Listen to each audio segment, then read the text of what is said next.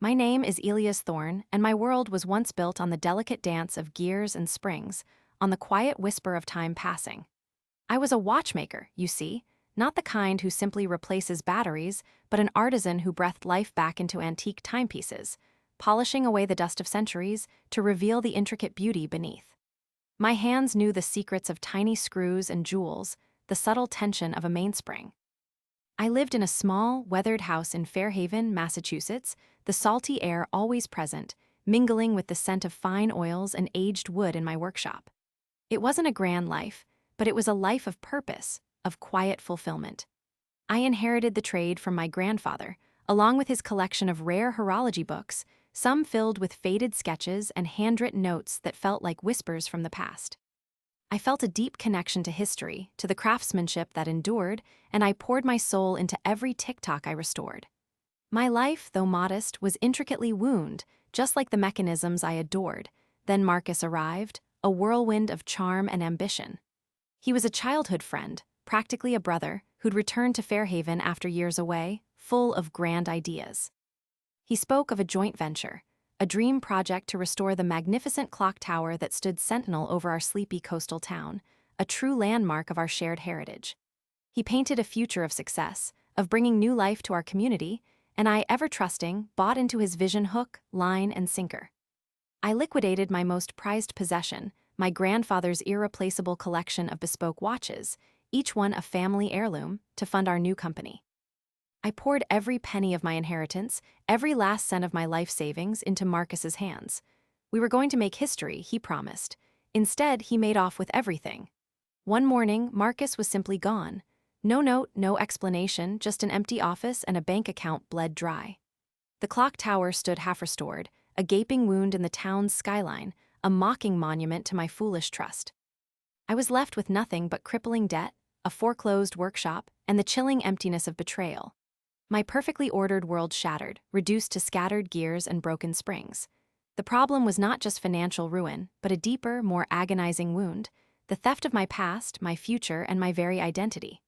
Marcus, my friend, had become my nemesis, a phantom thief who had stolen more than just money. He had stolen time itself from me. I tried to solve the problem, of course. I went to the police, my voice trembling as I recounted Marcus's elaborate scheme. They listened patiently, took my statement, but their eyes held a look of weary resignation. Another con man, their expressions seemed to say. They launched an investigation, but it was a cold trail from the start. Marcus was too clever, too practiced at vanishing. He had left no digital footprint, no forwarding address, just a meticulously crafted paper trail of deception that led nowhere. I hired a private investigator with what little remained of my emergency fund, a grizzled man who promised results but delivered only mounting invoices and shrugs. Each dead end was a fresh stab, each failed attempt to find him making the chasm of my despair deeper. I lost my small house, my workshop. I was forced into a cramped, sterile apartment on the edge of town, far from the familiar comfort of sea air and sawdust. My hands, once so steady, now trembled constantly. Sleep became a luxury I couldn't afford, haunted by the memory of Marcus's smiling face and the silent accusation of the empty clock tower. I was wasting away, a shadow of my former self.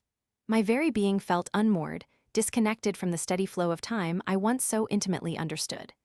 The original problem, the betrayal, had spiraled into an all-consuming monster, devouring my sanity, my health, my very will to live.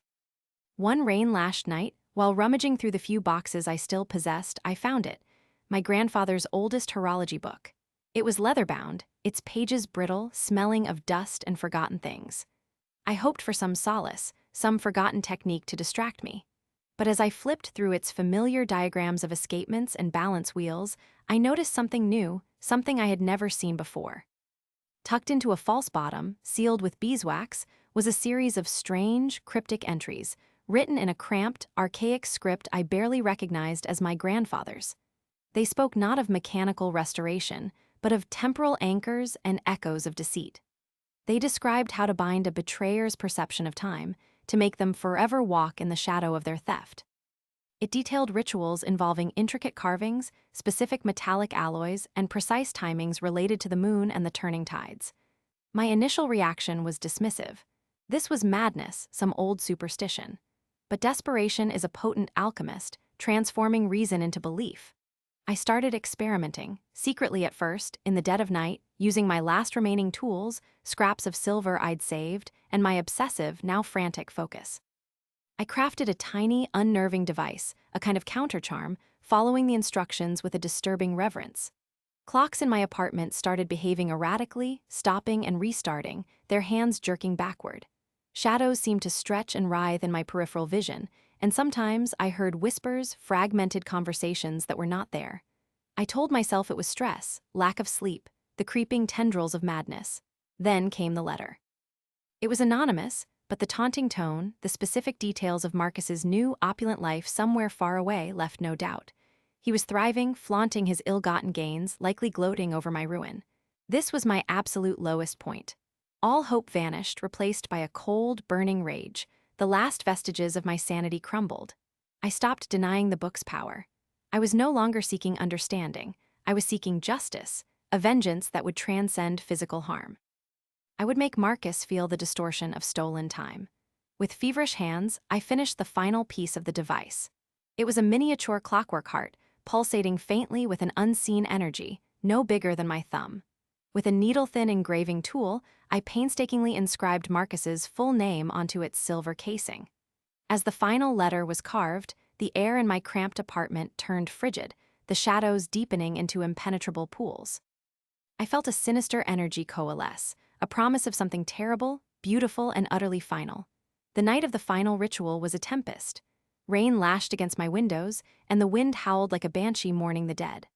I clutched the tiny clockwork heart, its cool metal a strange comfort in my trembling hand.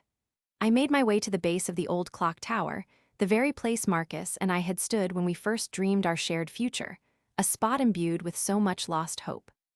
Following the book's final, chilling instructions, I carefully buried the device at the exact spot where our company's original cornerstone should have been laid, where our shared dream had truly died. I whispered Marcus's name into the churning earth, sealing his fate with the distorted beat of the miniature heart. I didn't know what would happen, only that the ancient text promised. The betrayer shall forever walk in the shadow of their theft. Then I waited. Days bled into weeks, weeks into months. Nothing. I felt a profound emptiness, a chilling void where my rage had been. Had I truly lost my mind? Was it all just the fevered delusion of a broken man? I started to believe it, accepting my fate as a haunted recluse. But then the whispers began. Not the spectral ones in my apartment, but real ones.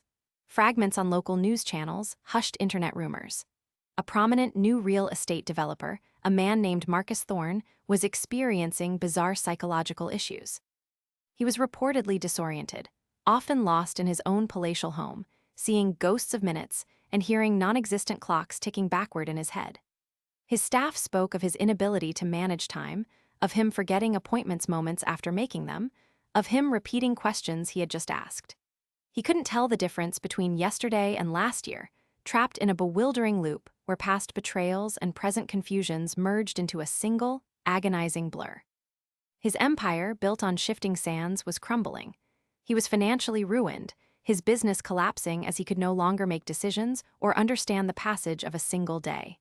He was, effectively, trapped in a temporal prison of his own making, his life dissolving into a meaningless jumble of disjointed moments. He was experiencing the exact agony of stolen time, just as the book had promised. I felt no joy, only a profound, unsettling hollowness.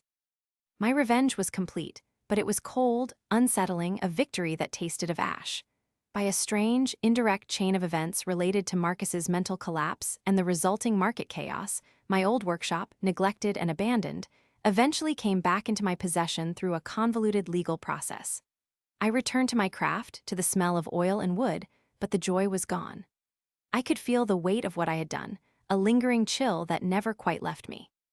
One quiet afternoon, months after the clockwork heart had found its resting place, I was meticulously reassembling an old pendulum clock. As I tightened a tiny screw, I noticed a subtle change in my own perception. A minute felt like an hour, then the next hour flew by in a blink.